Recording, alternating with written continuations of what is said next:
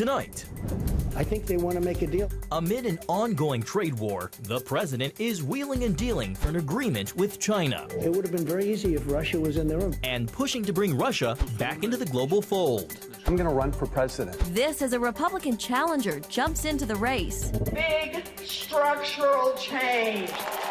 As Democrats contend with their own issues on the 2020 campaign trail. In Israel, an emergency with an Israeli defense system shooting missiles out of the sky and killer drones in Syria.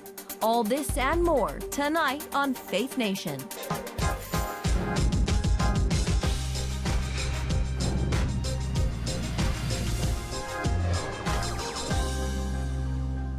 Can the United States and China cut a deal? Welcome to Faith Nation. I'm John Jessup. And I'm Jenna Browder. That is the question tonight as President Trump returns home from the G7 summit.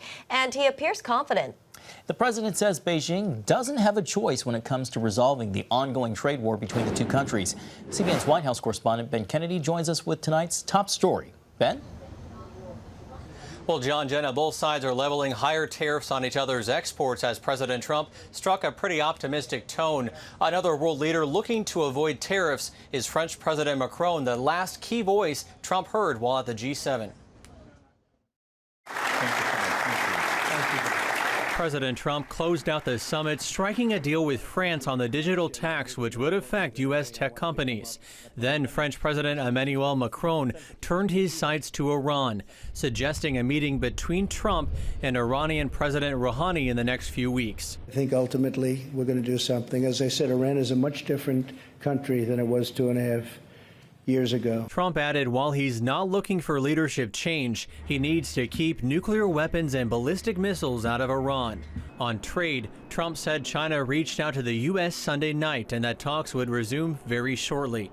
I think they want to make a deal. I'm not sure they have a choice, and I don't say that as a threat. I don't think they have a choice. The president said the U.S. has collected more than $100 billion from hikes in tariffs, adding that anything is possible when asked about making a deal with China.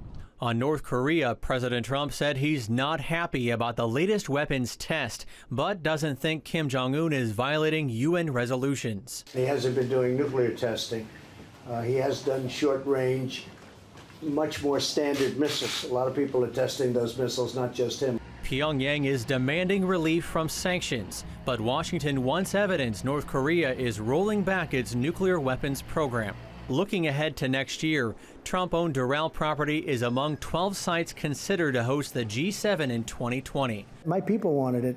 From my standpoint, I'm not going to make any money. President Trump said he would also invite Vladimir Putin, despite Russia being kicked out of the G8 after annexing Crimea. I think it would be better to have Russia inside the tent than outside the tent. Do we live either way? Yes, we live either way. Is it politically popular for me to say that? Possibly not. Now, Russia has not formally requested a chance to come back to the group. As for trade with China, a delegation is expected to travel here in September to continue those talks. A Chinese government statement says it is willing to resolve the trade dispute through calm negotiations and opposed any escalation. John, Jenna? Thanks, Ben. Well, to election 2020, tonight President Trump faces a new opponent from within his own party. And it looks like more Republicans could jump in the race, too. CBN News Capitol Hill correspondent Abigail Robertson joins us with that story.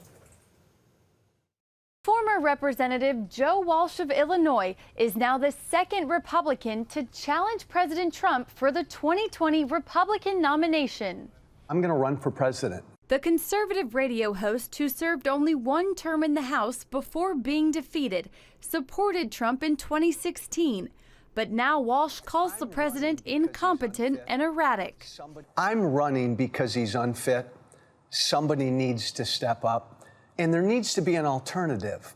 The country is sick of this guy's tantrum. He's He's a child. Former Massachusetts GOP Governor Bill Weld announced his candidacy on Twitter last April. And my objective is to bring in more unaffiliated independent voters who can vote in those states, and even Democrats. I make the case to them that you Democrats, if you're not satisfied with Mr. Trump's performance in office, you can vote against him twice, once for me in the primary and then for whoever you want in the general. Others said to be considering a run for the White House include former South Carolina Governor and Congressman Mark Sanford and former Ohio Governor John Kasich.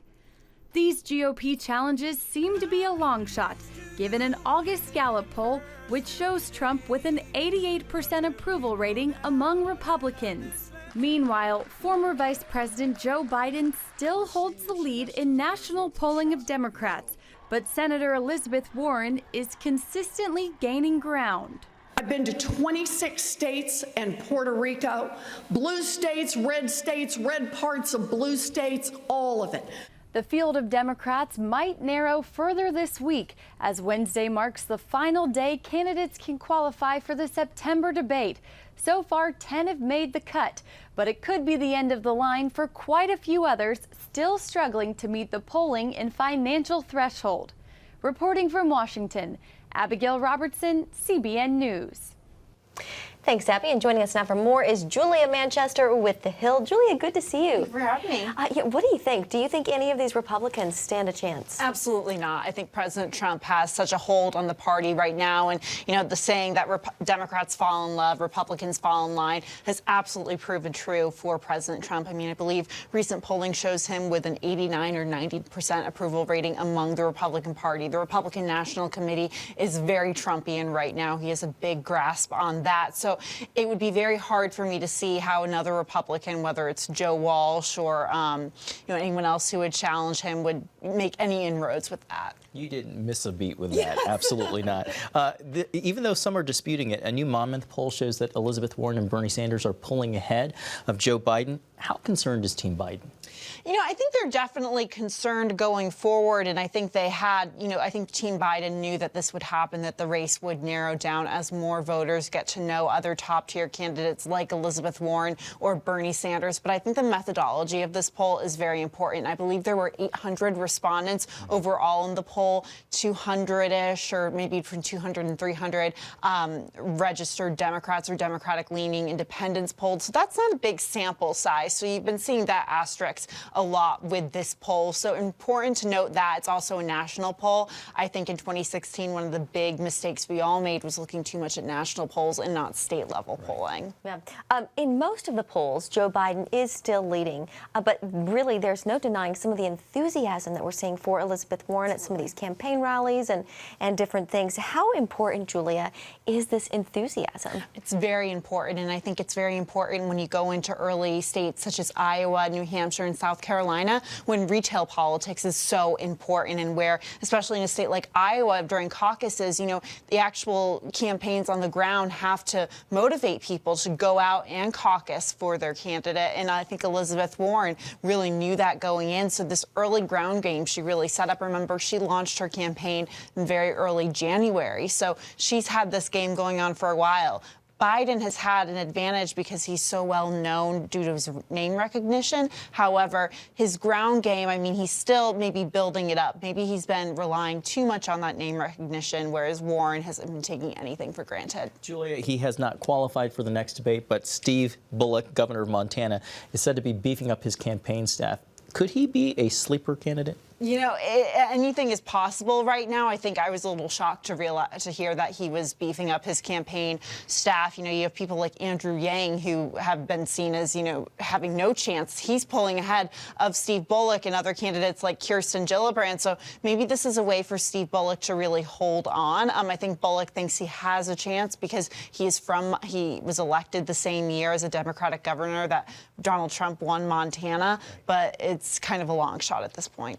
Today, we also learned that Republican Congressman Sean Duffy of Wisconsin, a Trump ally, he's not going to seek re-election. Julia, your thoughts on that? Just another Republican resignation in Congress. This doesn't bode well for Republicans who are really trying to win back their majority in the House. They held that majority for well over, I think, 10 years, and they've just now lost it, and they're losing a lot of legislation. And this also comes as Democrats are really starting to make a lot of inroads in Senate races as well. There's very vulnerable candidates like Cory Gardner and Susan Collins in Maine, who could potentially cost Republicans the majority in the upper chamber. So I think Republicans need to be concerned in both chambers where they're standing, because they are at risk of losing more seats. All right, Julia Manchester, you cover 2020 for the Hill, so we always love picking your brain. Thank you. Thanks, Julia. Well, to the Middle East, Israel is taking the fight to its enemies, blasting Hamas missiles out of the sky and demolishing Iranian killer drones on the ground.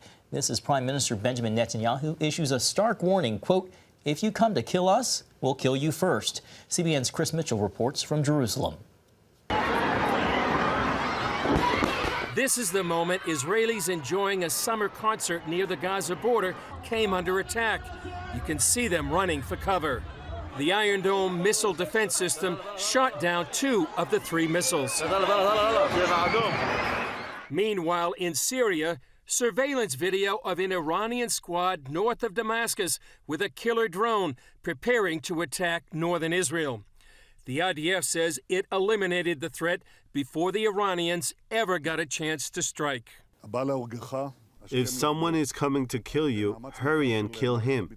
In a complex effort by the defense establishment, we have uncovered that Iran's Quds Force sent a special unit of Shiite activists to Syria to kill Israelis in the Golan via explosives.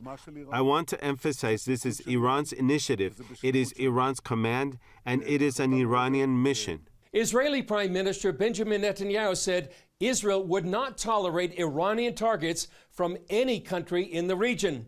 Last week, U.S. officials confirmed that Israel has now attacked Iranian targets inside Iraq. It's upping the ante by taking this issue over to Iraqi soil itself. It's very significant, but it's not part of a new war. It's part of a war that's been underway for a while and is now widening in its dimension. Middle East expert Jonathan Spire explains why Israel is taking this fight against Iran into Iraq. There's been a very deeply felt concern in the Israeli security establishment in recent months at the prospect of the Iranians placing short-range ballistic missiles in the hands of their Iraqi Shia militia clients, who would then deploy those missiles in western Iraq and thus have Israel within range of those missiles for the first time. Adding to the region's tension, Hassan Nasrallah, the leader of Hezbollah in Lebanon, vowed to retaliate against Israel's airstrikes in Syria and an Israeli drone attack against Hezbollah's stronghold inside Beirut. Another signal of the threats Israel faces from all of its borders and beyond. Chris Mitchell, CBN News, Jerusalem. Coming up, Iran accusing a Washington think tank of economic terrorism. Our next guest explains after the break. Introducing the CBN Bible from CBN.com. Now, an easier way to study the Bible and grow in your faith. Highlight your favorite verse. Read separate versions at a glance. Click and read a commentary. Or cross-reference your favorite verse using the Strong's Concordance. All the right tools to study the Bible, all in one place. The CBN Bible, available at cbn.com/Bible or the iTunes App Store. It has the power to influence weight loss, boost your immune system, and improve brain function. We've seen an explosion of data on the role of the gut microbiome in health. The free Build a Better Gut booklet reveals the latest information about the gut microbiome. You'll discover how your gut affects the rest of your health. The gut microbiome has been linked to depression and cancer and heart disease. Learn how to build a stronger, healthier gut. The microbiome, if it's in good composition, are really protecting us all the time from more invasive things. Get the Build a Better Gut booklet, free from the Christian Broadcasting Network. Call 1-800-700-7000 or go to cbn.com/buildabettergut. You need to make sure that your microbes are working with you, not against you. And if you order online, you'll get immediate access to the Build a Better Gut series, a digital copy of the booklet, and related bonus material. Build a Better Gut today. Call 1-800-700-7000 or go to cbn.com/buildabettergut for your free copy. Here, we're committed to a heritage of rigorous scholarship dating back over 1,000 years. And to a faith tradition dating back 1,000 more. This is how we create a culture of inquiry where no topic is off limits. And a culture of hope. Anything's possible! It's Christian leadership. And it's changing the world for the better. It's higher learning. It's greater knowing. It's what makes us whole. It's what makes us Regent.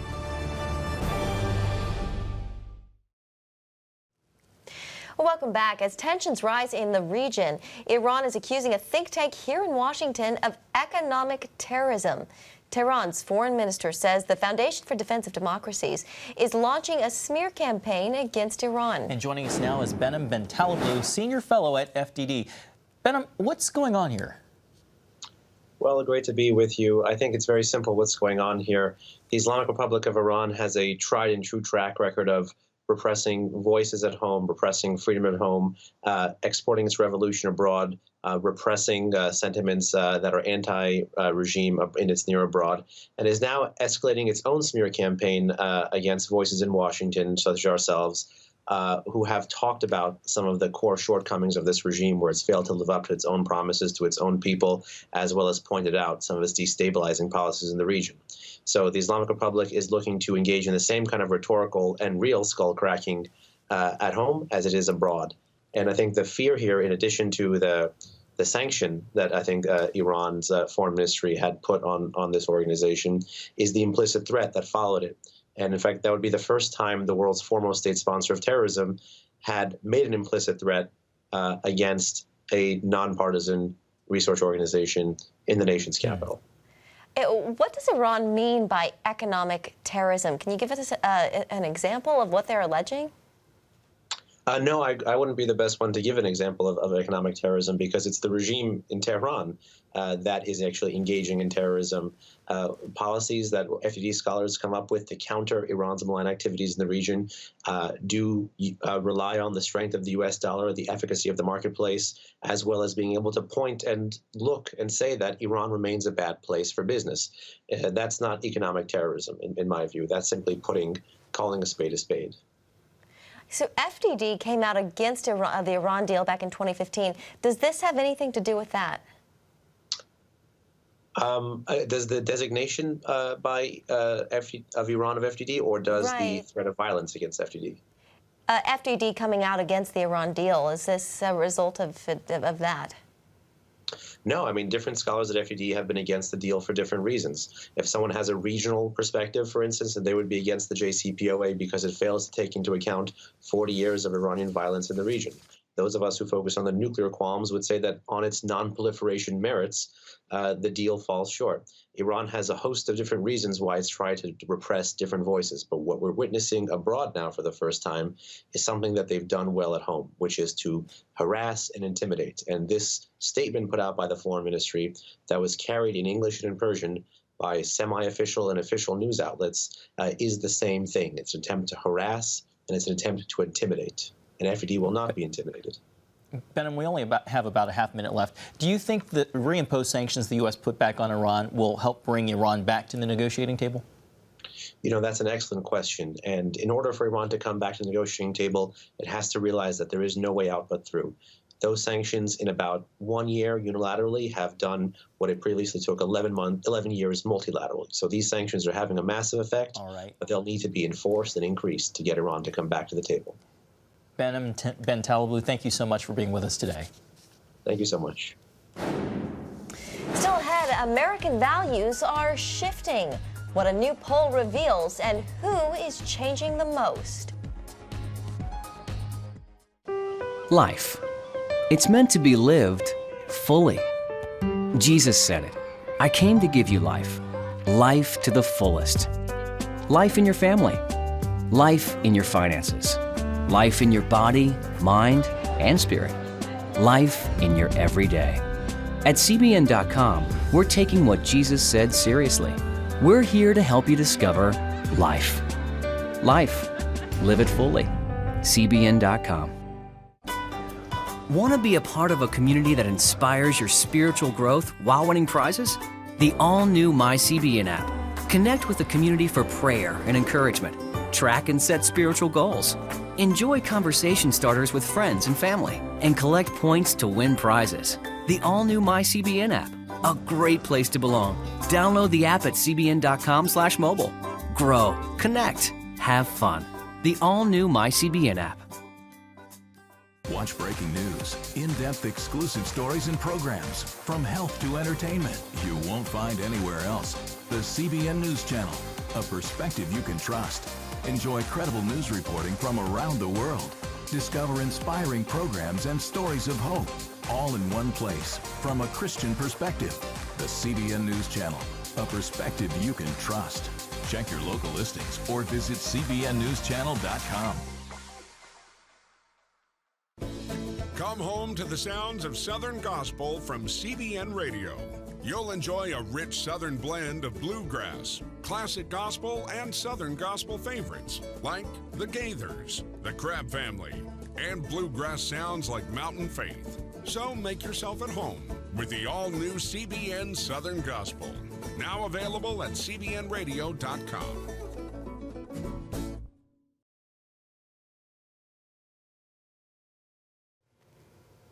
Well, American values are shifting. A new poll shows values considered very important 2 decades ago are now less important. 61% of the 1,000 Americans polled cited patriotism as very important to them. That is down 9% from 1998. In the poll, 50% cited a commitment to religion as very important, down 12 points. And 43% put a high value on the goal of having children. That is down 16 points. Interestingly, there's a generational gap with younger Americans ranking these values lower. John spoke earlier with an expert on the topic.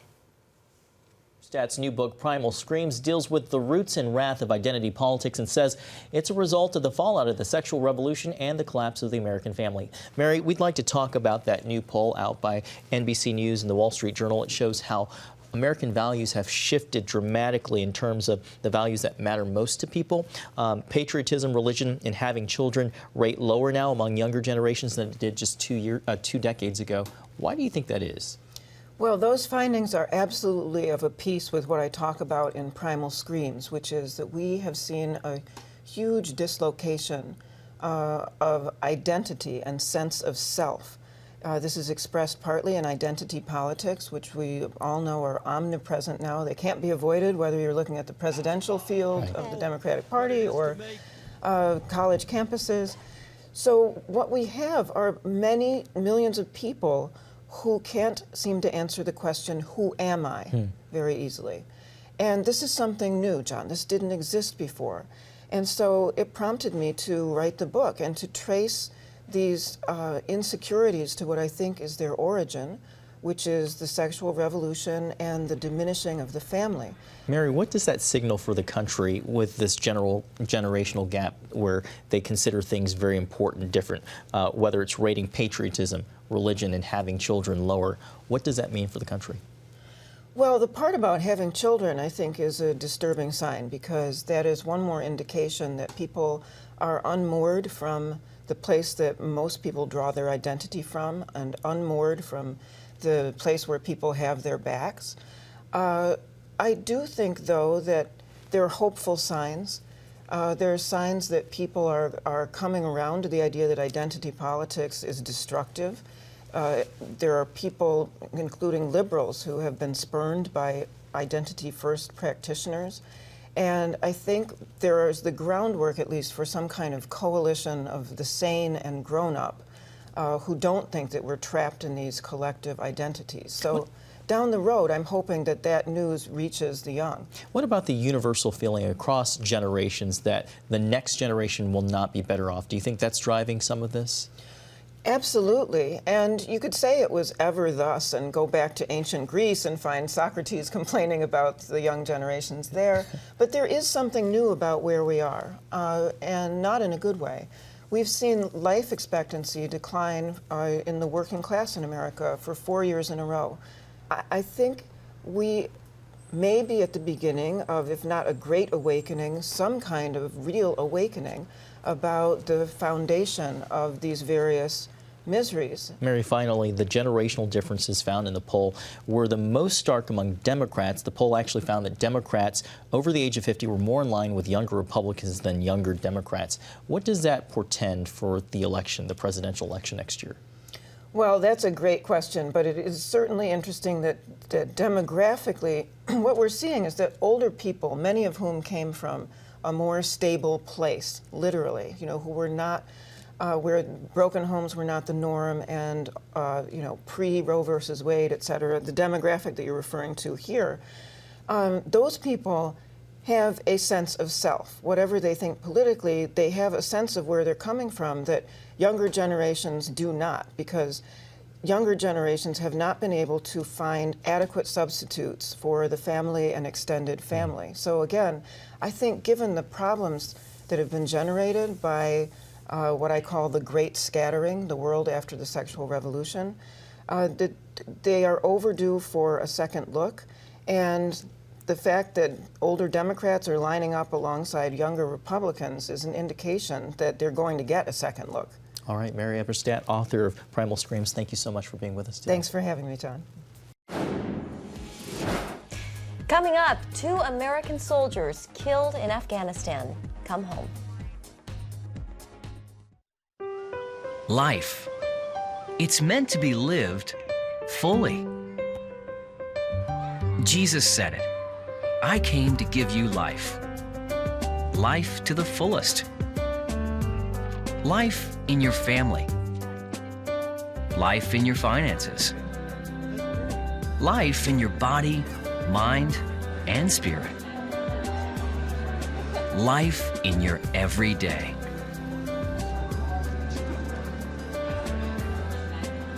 At CBN.com, we're taking what Jesus said seriously. We're here to help you discover life. Life. Live it fully. CBN.com.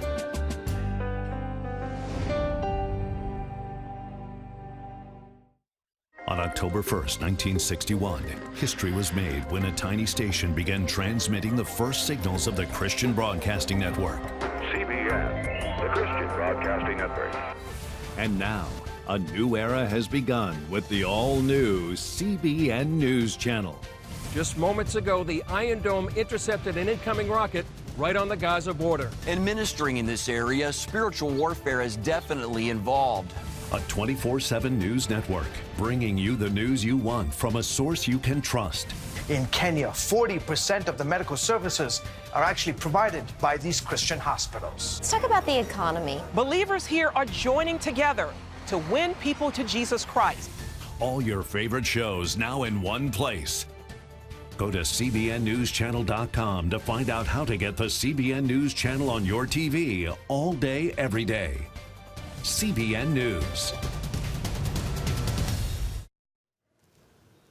Well, finally tonight, in one of the most solemn aspects of the job, the Vice President, observing a moment of silence, stood by for the return of 2 fallen American soldiers this weekend. The remains came home to Dover Air Force Base on Friday.